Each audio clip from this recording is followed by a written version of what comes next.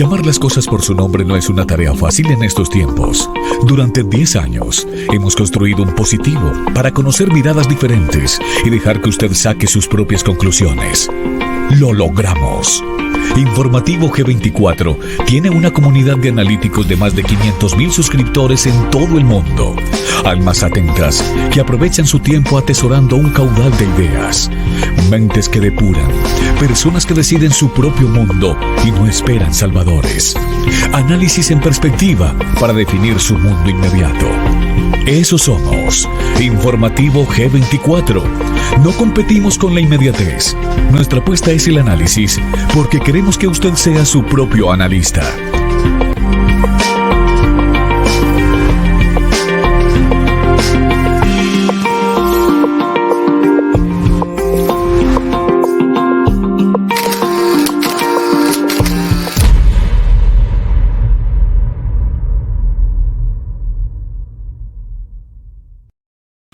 Diez de la noche en punto, qué gusto saludarlos, comunidad de analíticos de Informativo G24, donde no competimos con la inmediatez. Nuestra apuesta es el análisis porque queremos que usted sea su propio analista. Estamos en vivo a través de canal G24.tv y en Informativo G24 a través de YouTube.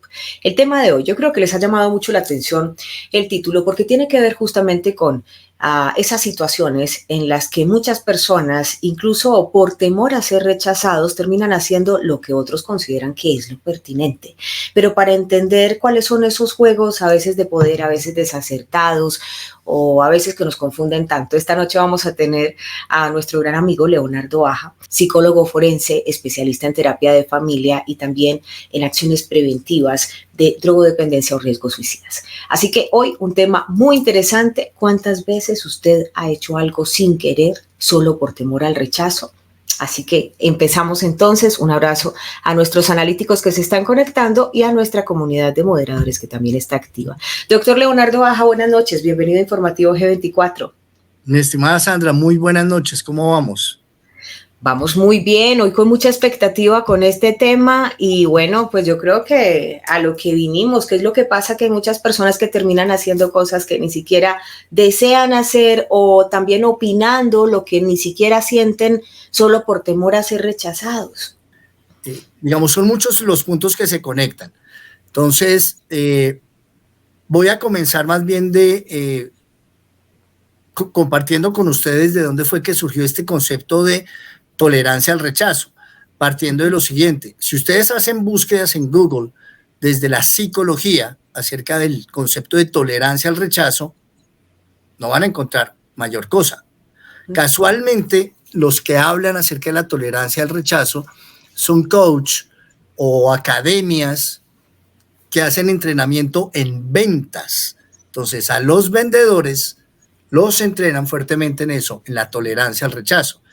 Pero me llamaba la atención que cómo así que la psicología no se ha expresado, no ha dicho nada al respecto, siendo un concepto que a mi parecer es muy fuerte y muy poderoso, porque no hay que confundir la tolerancia al rechazo con el manejo de la presión de grupo. Se relacionan, se vinculan, pero son cosas muy diferentes. Entonces, lo primero es, digamos, como establecer el concepto. Al hablar de tolerancia, estamos hablando de que nos estamos enfrentando a algo que no nos gusta, no nos agrada, no nos satisface, pero que de alguna manera tendremos que lidiar y convivir con ello. Y el rechazo, pues esa experiencia de sentirnos despreciados, repudiados, apartados, ¿sí? Experiencia que no es grata. A nadie le gusta experimentar eso. Pero cuando vamos a la realidad de la vida, pasa que, o como diría gentilmente una de nuestras abuelitas, papito, papito, es que nadie es monedita de oro para caerle bien a todo el mundo. Váyase acostumbrando, ¿sí? Ajá. Entonces, ¿cómo hacer para poder convivir con el rechazo? Sandra, óyeme muy bien, normal, esperado en las relaciones humanas. Entonces, el rechazo es no solamente algo normal, sino algo incluso necesario para la estructuración misma de las relaciones sociales. Pero ¿cómo que necesario? Claro que necesario. Pensémoslo al revés. que nadie rechaza a nadie y que todos nos caemos muy bien y divinamente. Entonces, ¿cómo haríamos, por ejemplo, para establecer una pareja? Pues no habría forma, porque todas me gustan y yo le gusto a todas y entonces y así todos con todos, o sea, esto sería algo, bueno, gracias a que hay rechazo, entonces como que se organizan las relaciones aquí o allá. O, por ejemplo, si uno va a pasar una hoja de vida a una empresa y llegan pilas y pilas y pilas, básicamente cuando uno no lo llaman, pues a uno lo rechazaron, solo que la gente no se ha dado cuenta de ello. ¿Qué haría una empresa si tuviera que decirle sí a todas las postulaciones de hojas de vida? Y así lo podríamos elevar a muchas otras situaciones. Entonces, el rechazo forma parte de ese proceso de selección social, de la dinámica misma de nuestras relaciones interactivas entre los seres humanos. Sí. Eso dicho desde el concepto, pero ya uno cuando lo está viviendo y lo está experimentando, el asunto es a otro nivel. Entonces, esto comienza desde que somos muy niñitos y sobre todo en la fase de la adolescencia es cuando esto más se hace evidente, porque en la adolescencia tenemos que empezar a desarrollar nuevos roles. El niño solamente se tiene que encargar de ser buen hijo, buen estudiante, buen amigo y si acaso buen hermano. Pero ya en la adolescencia, además de esto, tenemos que aprender a ser buena pareja, buenos miembros de un grupo y buenos ciudadanos. O sea, 7 roles que tenemos que desempeñar. Y cuando empezamos a mirar, por ejemplo, cómo integrarnos a un grupo, ahí se empiezan a mover unas dinámicas interesantísimas de liderazgo, jerarquía, reglas, normas, y ahí es donde el asunto se empieza a complejizar, porque los seres humanos necesitamos de los otros, querámoslo o no, necesitamos de las otras personas. Tenemos que aprender a establecer vínculos. ¿Qué tipo de vínculos y con qué personas los vamos a establecer? Y tratamos de pertenecer a grupos. ¿A qué tipo de grupos queremos pertenecer? Entonces, ahí es donde entran en tensión estas dos fuerzas. La necesidad de pertenencia, por un lado, pero ¿cuáles son los criterios que tenemos para seleccionar a qué grupos pertenecemos? Entonces, una cosa es el adolescente que decide pertenecer a la coral de la parroquia, al grupo coral de la parroquia, o pertenecer a la pandillita de chicos maldadosos del barrio. Entonces, ¿pertenecer a qué grupo? ¿A la pandillita o al grupo coral? ¿Listo? Listísimo. Sí. Identificados esos puntos. Bueno, entonces, y digamos, todo esto lo estoy pensando, y ¿por qué menciono niños y adolescentes? Pues precisamente a raíz de mi trabajo en la prevención del consumo de sustancias y también el riesgo de suicidio, esta es una variable terriblemente sensible. Sandra, te voy a compartir hiper mega resumido la experiencia que he visto en muchos chicos y que me impacta. Este es un joven que hasta quinto de primaria es un muchacho de excelencia académica. Es el orgullo de sus maestros, el orgullo de papá y mamá en los primeros puestos.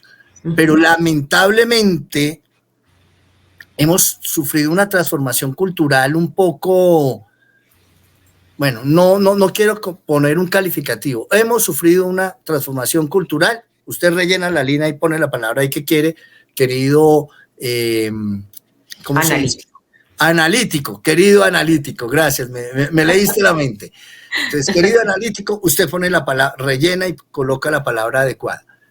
Nuestra cultura ha tenido una transformación, rellena la palabra, en el sentido en que ahora se valora lo negativo.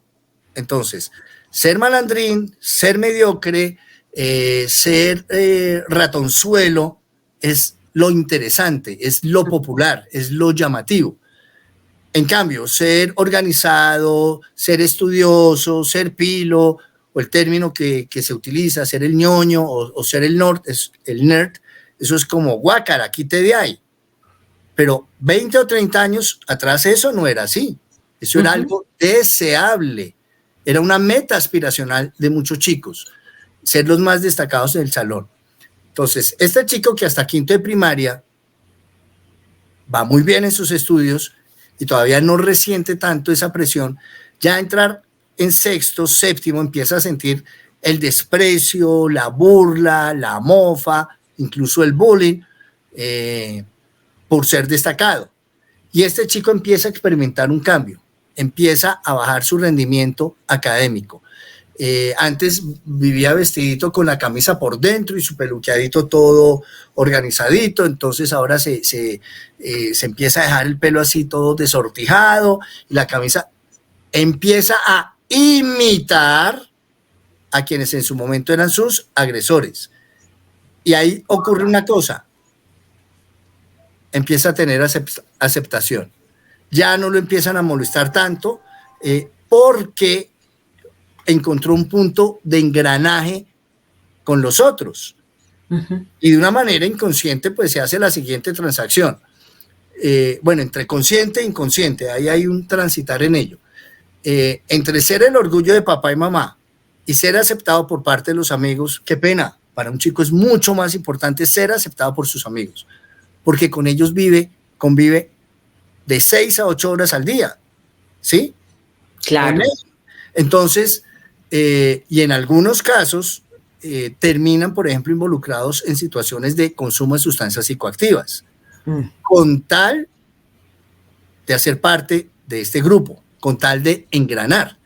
Entonces, cuando los adultos le decimos a los chicos, mijito, es que usted debe tener personalidad y debe aprender a decir no. Es muy fácil decirlo, vaya y hágalo. No es tan fácil como, ay, sí, digo no y ya, porque es una presión permanente, constante, a la que está expuesta este chico.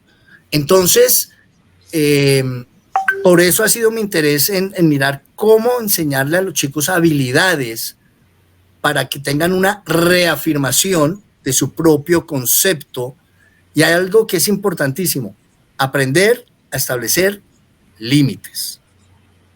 Entonces, esa herramienta de los límites, Doc, es muy importante porque, como usted muy bien lo dice, hay una presión permanente sobre el chico y de pronto todavía en la adolescencia no tiene suficientes recursos ni lingüísticos, ni sagaces, ni creativos como para desmontarse al muchacho que tiene encima ahí o a la pandillita que tiene ahí todo el tiempo diciéndole, sí, hágale que si no usted es un nerdo, usted es un ñoño y bueno, empieza toda esa presión que finalmente muchas veces lleva a depresiones. Ustedes los psicólogos son muy buenos también en dar esas pautas. Por ejemplo, usted dice, hay que marcar límites. Una buena forma de empezar a marcar límites, ¿cómo es? ¿Cómo sería? Al hablar de la tolerancia al rechazo, sí o sí, hay que hablar también del sentido de complacencia. ¿Qué tan complacientes somos con los demás? Y la complacencia es un lubricante social, nada que hacer. Sin complacencia, todos seríamos vírgenes y solteros hasta el final de nuestros días. Así de sencillo. Alguien tiene que ceder, como dicen por ahí, pero no se da tanto porque se lo vivo. Bueno, es que ahí es el punto. Entonces, yo voy a complacer a los demás en tanto y cuanto, y aquí por favor analíticos tomen nota, yo no comprometa mis valores, mis creencias, mis principios, mi integridad personal y mi seguridad personal. No ir a comprometer ninguno de ellos. Otra vez, Doc, por favor, para que se lo graben. Yo puedo complacer a la otra persona, y cuando digo la otra persona, pongan en ese lugar papá, mamá, tío, primo, abuelo, novia, jefe, compañero de trabajo, el que sea. Yo puedo complacer a la otra persona siempre y cuando, al ir yo a complacer a esta otra persona, yo no comprometa ni ponga en riesgo mis creencias, mis valores, mis principios, mi integridad personal y mi seguridad personal. Hay una escena de una película, era una película por allá de Gangster, 1930, algo así, Bueno, ya no recuerdo la película, pero tengo muy fresca la escena. Este es un caballero que está cortejando a una dama, una mujer hermosísima, y están en un restaurante elegantísimo. Y entonces llega el mesero a tomar la orden y le pregunta, caballero, ¿qué le ofrezco? Me pareció muy curioso que le hubiera preguntado a él y no a ella, pero bueno, caballero, ¿qué le ofrezco? Y él dice, lo mismo que ella pida. Y ella pide lomo de cerdo. El detalle es que este hombre era judío. Entonces, cuando ella dice lomo de cerdo, él quedó, wow, él estaba poniendo en riesgo sus creencias, ¿ya? Entonces, en ese paso para aprender a establecer los límites, nosotros tenemos que tener muchísima claridad sobre nuestras creencias, nuestros valores, nuestros principios, qué me causa daño y qué no. Y en ese sentido, de una manera asertiva, pero clara y enfática, mantenerse a raya y al límite si uno siente que va a penetrar un área en donde complacer al otro compromete eso, porque es que en últimas esa complacencia termina siendo perjudicial. Y aquí me puedo quedar 3 días con sus noches hablando de miles de ejemplos que les pasan a grandes y a chicos por esa complacencia mal manejada, que en últimas conecta con evitar sentirme rechazado por el otro. Ahí a eso vamos. Claro, es que eso va, es como la fase 1, donde la gente empieza a complacer sin poner límites, que nos acaba de entregar usted unas maravillosas pautas, Doc, para que la gente tenga claro, para que también se lo enseñen a sus hijos quienes son papás y nos están viendo, pero también si nos están viendo los mismos jóvenes que están viviendo en el día a día esas situaciones. Ahora, esa segunda parte que usted menciona, la gente que le tiene pánico, miedo, terror al rechazo, a la desaprobación, a que lo cuestionen, a que lo señalen, a que lo critiquen. Háblenos un poco de ese fenómeno, porque también nos encontramos personas que les importa un bledo. O sea, dicen, a mí no me importa lo que digan de mí, dicen algunos, pero ¿será que sí es verdad? ¿Y cómo se diferencian de esos a los que de verdad sí les da pánico, que piensen mal o que los critiquen?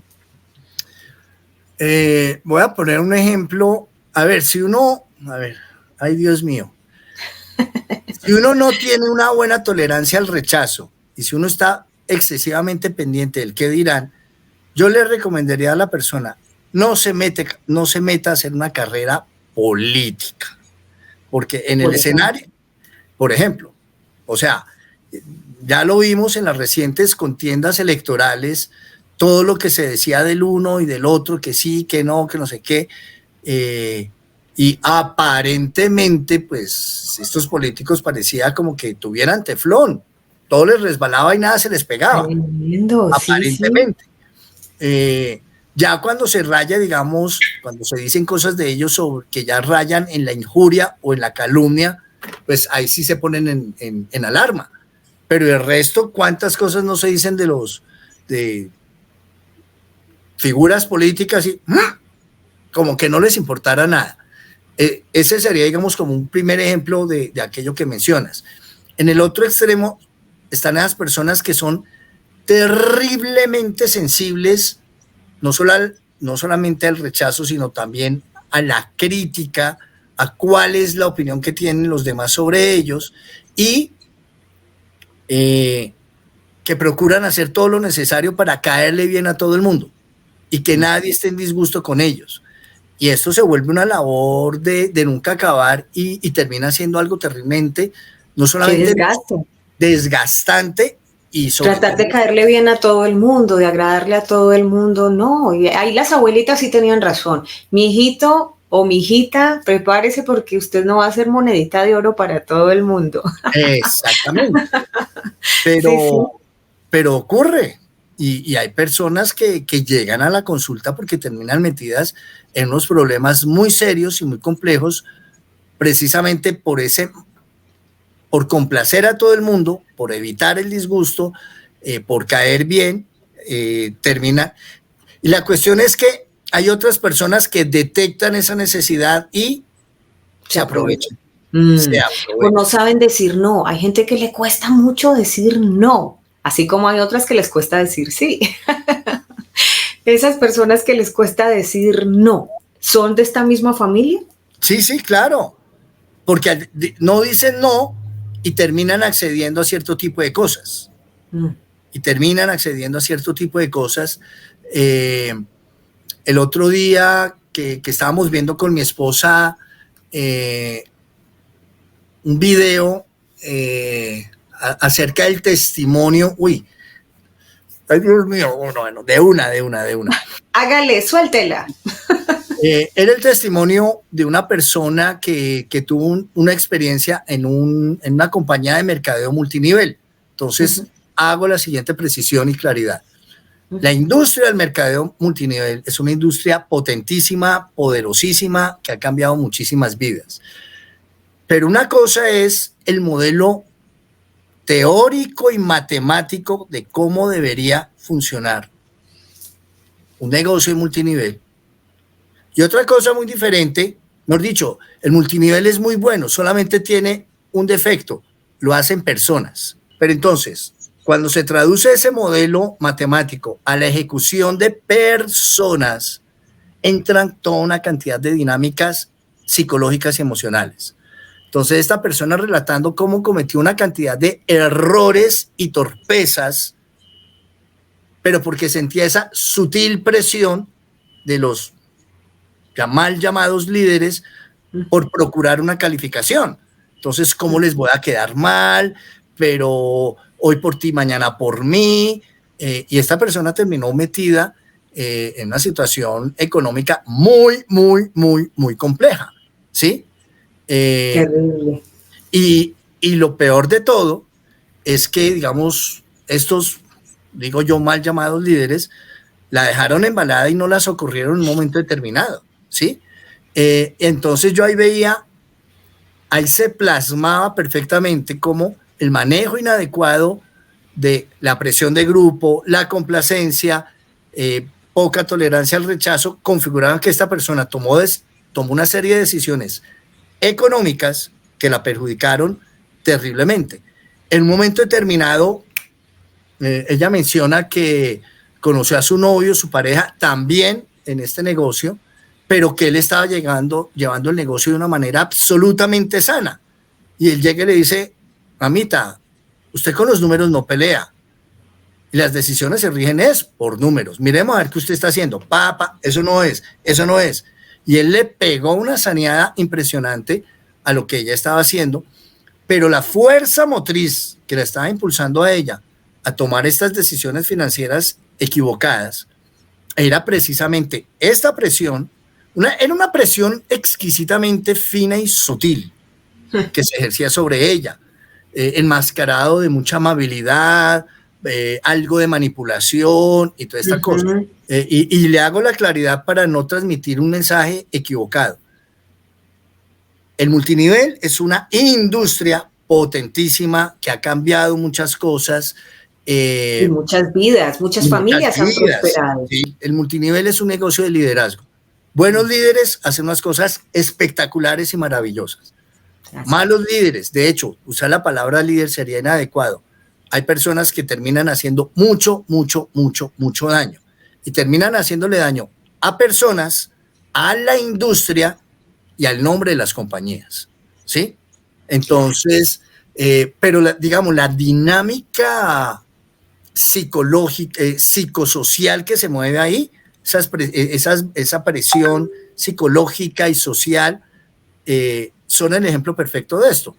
¿Qué es lo que termino haciendo yo por complacer, digamos, en este caso al líder, para, digamos, su pretexto, lograr una calificación, pero no respeté mis principios, mis creencias, mis valores, mi integridad y mi seguridad personal, ¿sí? No lo respeté. Entonces, ¿cómo tolerar la presión? ¿Cómo tolerar el rechazo conectado con el manejo de la presión de grupo, conectado con el sentido de la complacencia, hasta donde sí soy complaciente y hasta donde no?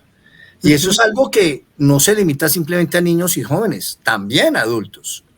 Adultos terminan haciendo unas cosas terribles y complejísimas precisamente por eso, por pretenderle caer bien a todo el mundo, y lo cual no se puede. O incluso todavía los papás, también uno encuentra en adultos que mantienen esas lealtades familiares, y es que no me gusta o no puedo, pero ¿cómo le digo que no? Sí, eso también hay que revisarlo. Entonces, ¿cómo tolerar? Ya íbamos con esas pautas poderosas, Doc.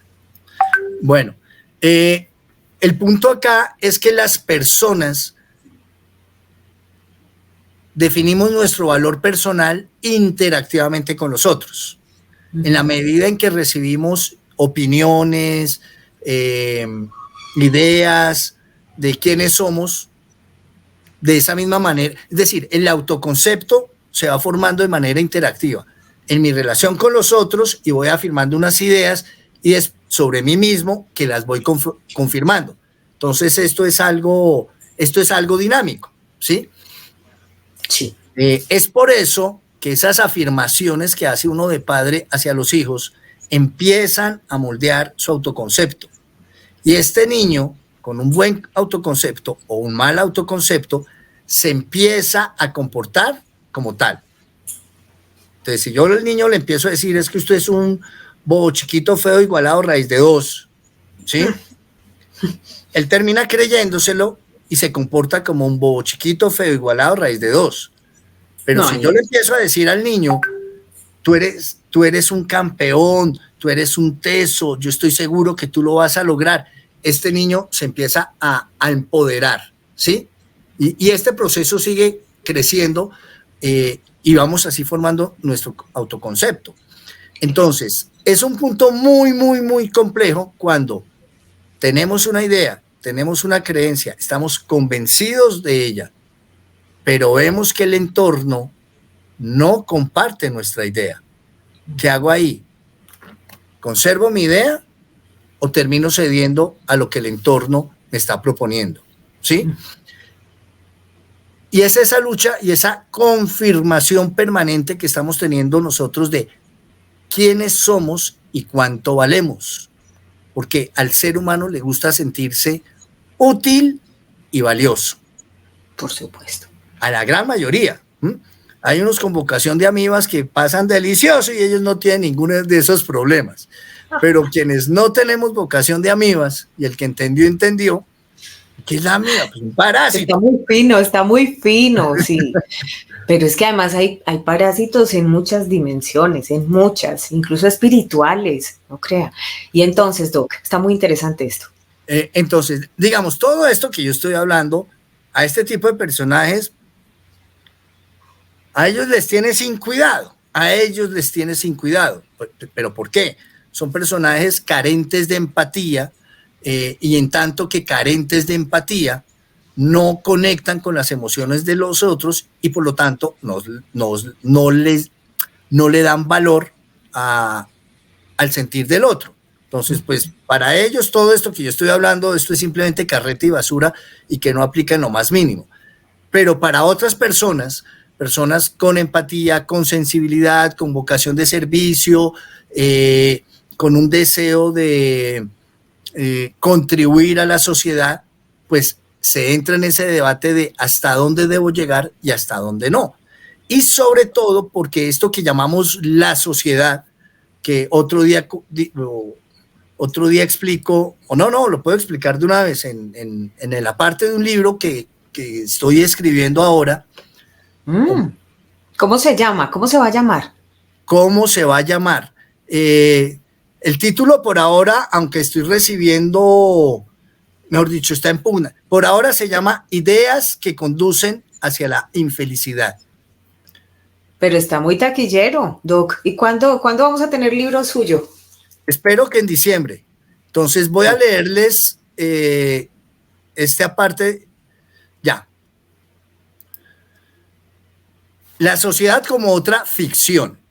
El propósito de haber iniciado con el dinero como una ficción era para entrenar un poco la mente para empezar a entender también el concepto de sociedad como otra ficción. Y esto de la ficción es copiado un poco de Harari, de las ficciones y las narrativas, ¿sí? Bueno, Comencemos. Haz el ejercicio y define qué es y dónde está la sociedad. ¿Acaso es el conjunto de edificaciones que conforman una ciudad? ¿O es el articulado de normas y leyes que rigen en la sociedad? ¿Es el conglomerado de seres humanos que conviven en una localidad? Es urgente que identifiquemos y hallemos a esta villana, a la que le atribuimos una cantidad de abusos y atrocidades. La sociedad que somete, criterio impuesto por la sociedad. La sociedad acepta el consumo de alcohol. Esta es una sociedad hipócrita. La sociedad de consumo, la sociedad que rechaza a los adictos. Esta es una sociedad homofóbica. Y así podría seguir. Notemos que en las oraciones la palabra sociedad funge como un sustantivo. Y si recordamos la definición del colegio, un sustantivo es una categoría gramatical o clase de palabra que se utiliza para nombrar un objeto, sujeto, lugar o concepto. La sociedad no somete a nadie, ni tiene criterios, ni acepta nada, ni es hipócrita, tampoco consume nada, ni rechaza a nadie, y tampoco tiene prejuicios. El que somete es un jefe, un padre o un profesor abusivo. El que establece un criterio es un legislador. El que acepta el consumo de alcohol es un amigo, una novia o un padre en una fiesta de 15 años. El hipócrita es el tío, el primo o el vecino que habla a mis espaldas. El que consume cosas innecesarias soy yo, mi amigo, mis hermanos, la gente que está a mi alrededor. Quienes rechazan a los adictos son las personas, y quienes tienen prejuicios homofóbicos también son personas. Entendamos, quienes actúan son personas específicas con nombre, apellido y documento de identificación. Nunca jamás la sociedad. ¿Así de claro o con más plastilina? Me encanta. Además, yo creo que es momento ya de personalizar acciones y discursos. Es decir, no podemos seguir generalizando, porque también nos encontramos, ahora que estaba usted mencionando, ese arte de manipulación que manejan algunos mal llamados líderes de grupos, o los ejemplos que nos ponía ahorita hace un momento, que llevan a estas personas que no saben decir no, que no saben poner límites a situaciones de extremo, desesperadas, de angustia. Pues yo creo que también ya no podemos generalizar. Todas, usted lo dice ahí en esa parte, todos son sujetos con número de identificación y demás. Hay que personalizar, y de una vez nos tenemos que hacer cargo de nuestros discursos, de nuestras acciones, y por supuesto también responsabilizar a quienes le hacen daño a otra persona. O sea, si usted siente que hubo alguien que no respetó sus límites y demás, pues es momento de responsabilizarnos de todo, de hacernos cargo como sociedad. Es parte de la madurez. ¿Y a dónde iba mi comentario con esto? Porque hablamos, por ejemplo, de la sociedad de consumo. No hay nada que se llame una sociedad de consumo. Existen personas que comparten unas ideas acerca de un deber ser como individuos, y cifran ese deber ser en tanto que cifran el valor como su valor como persona, en tanto que tengan algo. Es decir, yo valgo en tanto que tenga. Y eso es una trampa mortal, es una creencia peligrosísima. ¿Por qué? Sandra, yo tengo $1 millón en mi cuenta y mi nivel de felicidad llega como hasta acá, pero yo quiero ser más feliz y sentirme más importante. Entonces me consigo otro $1 milloncito, ya tengo 2. Mi felicidad subió un poquitico y mi valor como persona no tanto. Entonces debe ser que no tengo lo suficiente, y emprendo la carrera de acumular, con la idea errónea de que entre más tengo, soy más feliz y valgo más como persona. Eso es terrible, porque mi valor como ser humano no está cifrado en mi tenencia material, ¿sí? No con esto le digo a la gente, ay, pero Leonardo, ¿y entonces yo qué hago si yo quiero ser millonario? Pues vuélvase millonario, pero aclare la expectativa. No por ser millonario serás una mejor persona o vas a ser más feliz. ¿Lo tienes claro? Claro, y aquí también yo creo que vale la pena recordar el programa que hacíamos con Jaiber Pérez, donde hablábamos que el dinero es espiritual. O sea, también es que si la gente sigue definiendo la prosperidad simplemente como desde la tenencia económica, va a ser muy difícil que incluso tengan un propósito claro una vez sean millonarios, ¿no? Es muy bueno que piensen en ser millonarios, pero de hecho el camino que te puede llevar allá o a una prosperidad pura, que no tiene que ser netamente lo económico, sino aprender a pensar bien a pesar de que las cosas vayan mal, para que estés resiliente en todas estas situaciones. Eso es lo que conforma toda esa armonía, incluso con el dinero y con el propósito, ¿no? Y precisamente, digamos, el dinero es una herramienta, yo lo entiendo como una lupa. El dinero no es otra cosa sino una lupa que magnifica aquello que tú ya eres. El dinero no corrompe a nadie. Interesantísimo. Y el dinero no corrompe a nadie, y el dinero tampoco vuelve malo a nadie.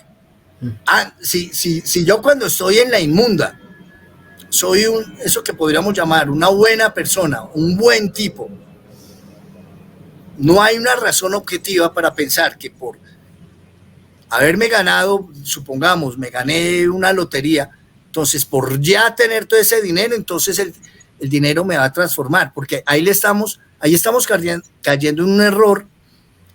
Eso se llama pensamiento mágico animista, conferirle propiedades o atributos humanos a cosas inanimadas. El dinero no tiene la capacidad de corromper a nadie. Yo antes de tener dinero ya soy medio corrompidito o soy una muy buena persona. Por eso, buenas personas con bastante dinero van a hacer cosas maravillosas. Malas personas con mucho dinero, tengámonos de para atrás, van a causar desastres, ¿sí? Sí, y me encanta eso. La lupa que magnifica lo que tú eres. Eso es el dinero. ¿Vas a ser bueno o si ya vas descarriadito, pues seguramente se va a notar más si tienes dinero? Me encantó eso de la lupa. Bueno, Doc, ya vamos llegando al final del programa. Me gustaría que de pronto nos hicieras una breve recopilación de todas estas pautas que nos has entregado hoy para tolerar el rechazo, que es necesario aprenderlo a tolerar también. No se le puede caer bien a todo el mundo. Bueno, voy a mencionar 3 conceptos que están integrados. Por un lado está la tolerancia al rechazo. Por otro lado está el sentido de la complacencia. Y por otro lado está mi necesidad de pertenecer, de ser parte de algo, el sentido de pertenencia. Entonces, en la manera como yo maneje o articule mi sentido de pertenencia con el sentido de complacencia, podré manejar mejor el rechazo al cual yo me vaya a ver expuesto en unos momentos determinados. Y eso es algo que se nos da a todos en el escenario de la interacción social, cuando estamos creando lazos, vínculos con los demás, porque yo parto del principio de que mi fuerza está en el otro. Yo solo no llego ni a la esquina. Yo puedo llegar muy lejos con la ayuda y en compañía de otros. ¿Quiénes van a ser esos otros con los que yo me voy a asociar, con los que yo me voy a vincular? Ahí es donde está la fina y exquisita pregunta que todos nos tenemos que hacer constante y permanentemente. ¿Con qué otros me voy a asociar? Y ahí es donde entra en el juego el sentido de pertenencia, la complacencia y la tolerancia al rechazo. Un marco general, aprender a establecer límites. Aprender a establecer límites. Espectacular. Esa ha sido la conferencia de hoy con el doctor Leonardo Aja, que nos ha ayudado a entender esas 3 pautas que están integradas y que hacen parte de aprender a vivir con que no le guste a todo el mundo algunas cosas que tú piensas, que todos somos diferentes y sobre todo pues que no te dejes afectar. Eso es muy importante porque hay que seguir adelante. Y al principio dijiste algo muy interesante y es la selección de pertenencia, es decir, cada quien va a estar con sus personas afines y por eso es que somos tan diversos y tan distintos. Doctor, gracias por estar con nosotros en esta su casa, Informativo G24. No, Sandra, para mí un gusto, un placer, disfruto enormemente estos espacios y como digo yo siempre al final, espero que esto más que gustarles, que les haya servido. Es mutuo. Yo también lo disfruto y aprendo muchísimo. Dios te bendiga, un abrazo muy fuerte y la próxima semana nos vemos entonces. Gracias. Vale, gracias. Un abrazo, ahí está, el abracito del doctor Leonardo Baja, que hoy estuvo con nosotros en Informativo G24. Ustedes muchísimas gracias por acompañarnos. En las próximas horas volvemos y bueno, seguimos trayéndoles temas muy interesantes que son altamente edificantes y que seguramente les permiten a ustedes tener preguntas muy poderosas que los va a motivar y aclarar en esta ruta que ustedes están siguiendo para avanzar. Gracias por todo, cuídense bastante, los queremos mucho, no sean codos, regálenos un like, trabajamos con mucho amor para ustedes. Dios con todos, bienvenidos a nuestros nuevos suscriptores, gracias a nuestros moderadores y las personas que acaban de conectarse pueden ir a ver el video desde el inicio. Chao, chao.